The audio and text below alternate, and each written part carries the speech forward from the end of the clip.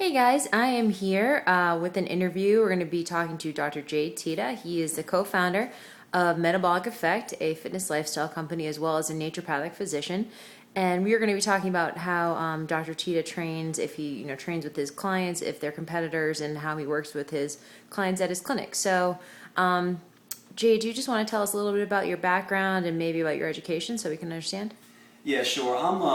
Well, I have an interesting background in terms of training and natural medicine.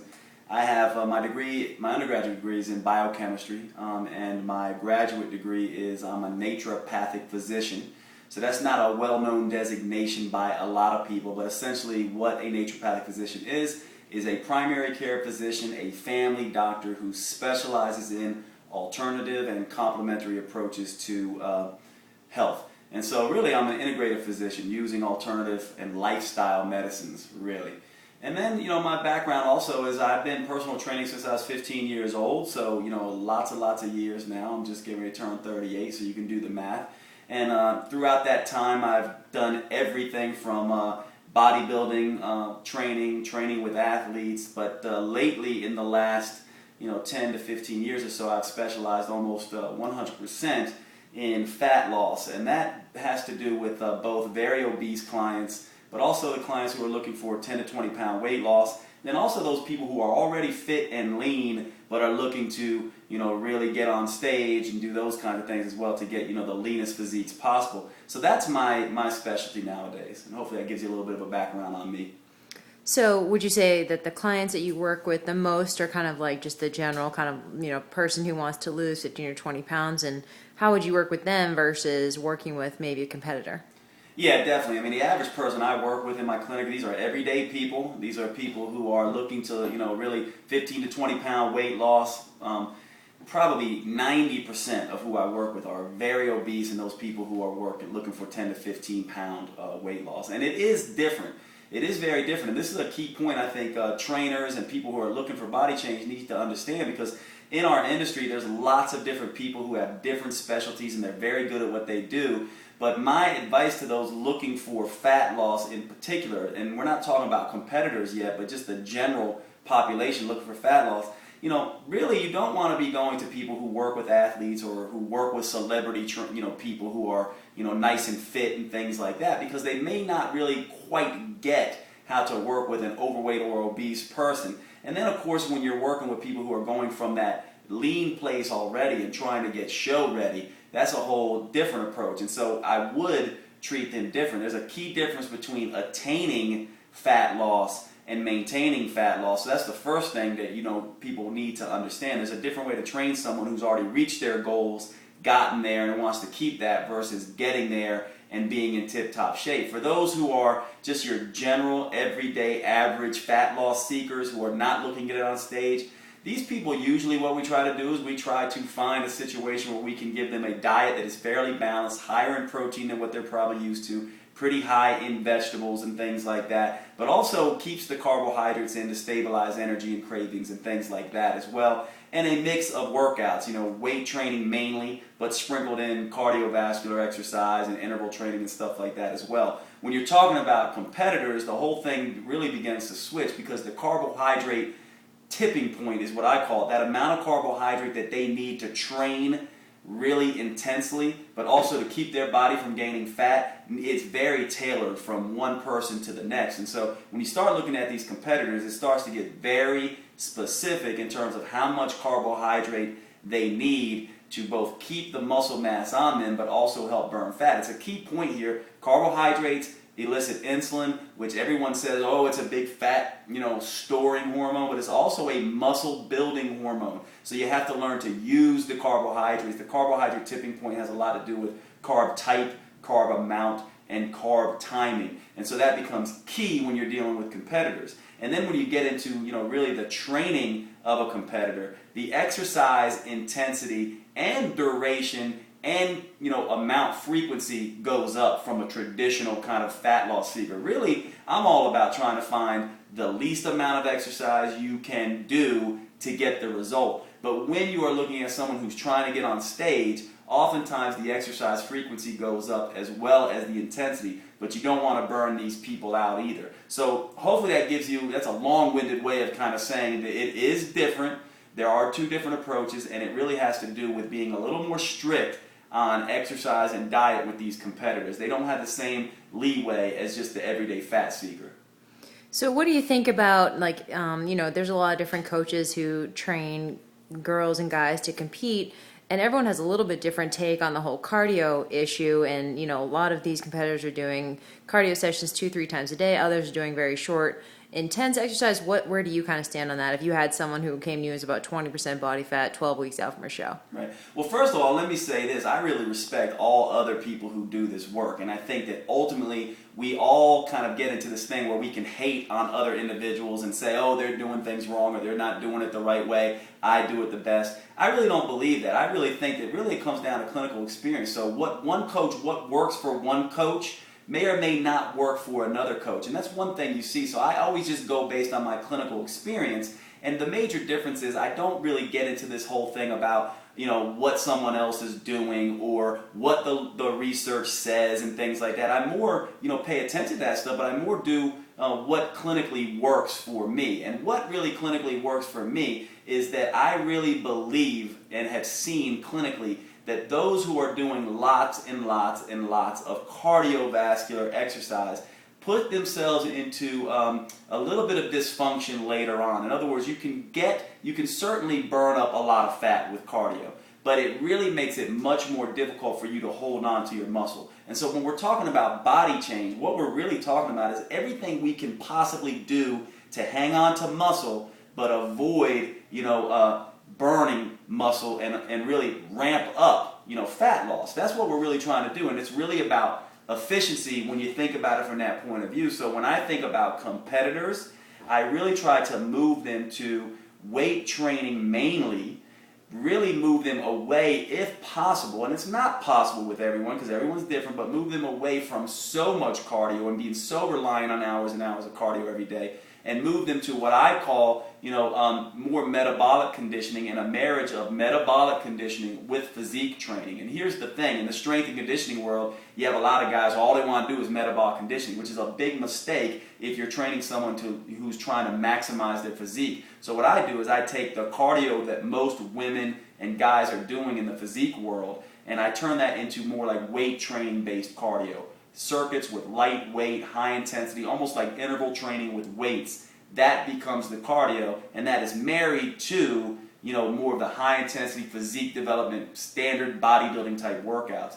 That's where I come down on it. That's what I find most effective, and I also think you get away with doing much less exercise, so the career is a little bit longer for some of these girls. They're not burnt out on cardio so much. And what about the diet piece? Do you feel like, is there only one way to do this, or do you feel like there are many? I mean, we're talking about getting competitors down, 10, 12% body fat. I know that we want to be nice, but what about, is there one way to do this, or how do you kind of feel with the diet piece? Yeah, I do think when you're talking about competitors, there really is, one way to do this. I mean, it certainly fluctuates, and it is individual from person to person. But really, when you think about getting so lean for a show, there really is a way that it works. But here's the thing that a lot of people don't know. I've worked with a very wide range of people, and some people do not respond to these workouts. They simply do not respond to the diet or the exercise. And a lot of people say, what do you mean? There is a subset of individuals who you can put on a competition type diet and exercise program who do not get the results. And so what we begin to do is then work a little bit more with hormones. But I would say for 90% of the individuals out there who are trying to get ready for a competition, it really is pretty much the same procedure. Really lowering carbohydrates, keeping enough in to maintain energy and muscle, but not so much that you are going to store fat, and really maximizing protein and vegetable intake along with the exercise I just talked about. That really is the key attributes of the competition diet. And then it's adjusted slightly based on the individual, but it really is sort of the same as you move through that.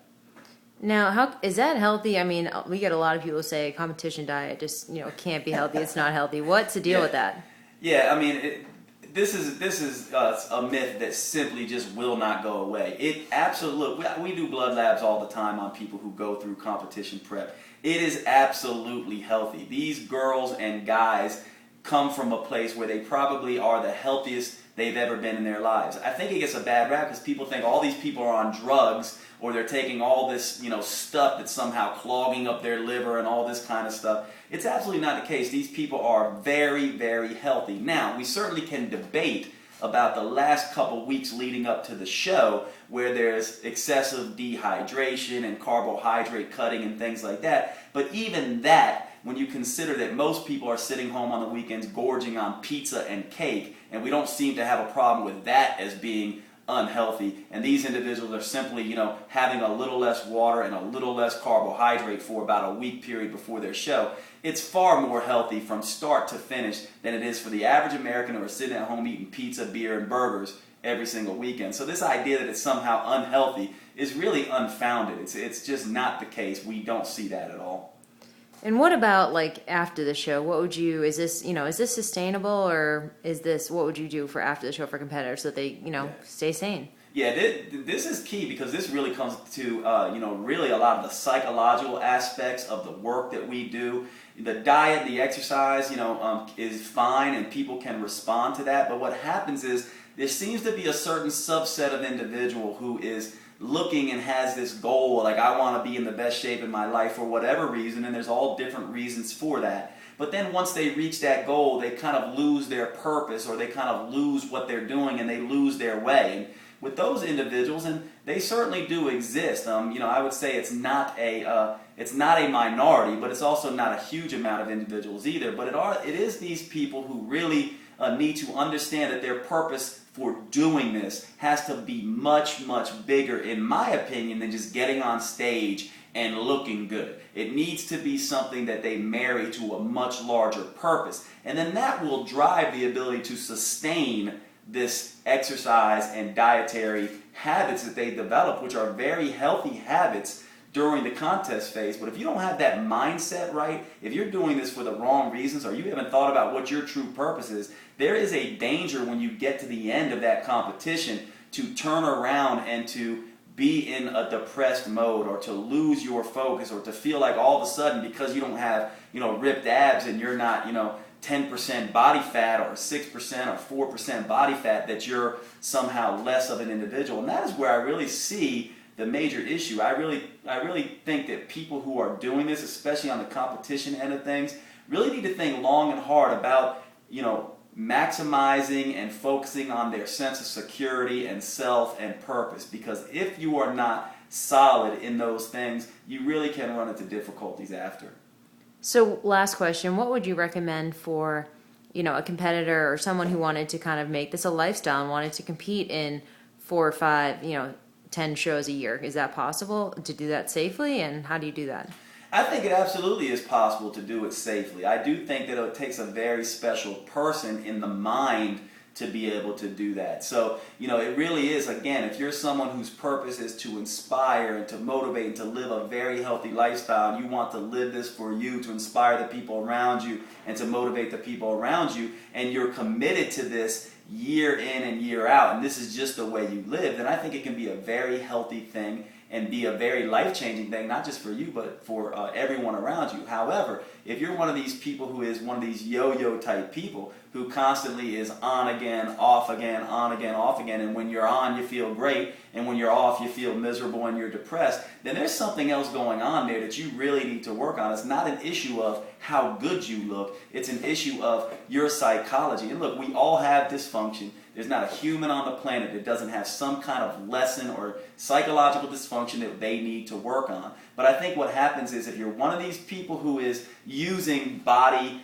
composition and using physique development to supersede the work on the inside, I think that's a mistake. But I do think the two can go hand in hand. I think a sound body and a sound mind, developing, physique, your physique to its perfect, potential, and also your mind to its perfect potential, they do marry if that is where your focus is. And I think that in that case, it can be a highly beneficial thing for health and well-being in both body and mind, for sure. Great. That's it. And you guys can see Jade's, he actually put together a workout just for this page for us, and that's just below this video. So we'll enjoy that, and it's for competitors. And thanks so much for your time. Nice. Bye.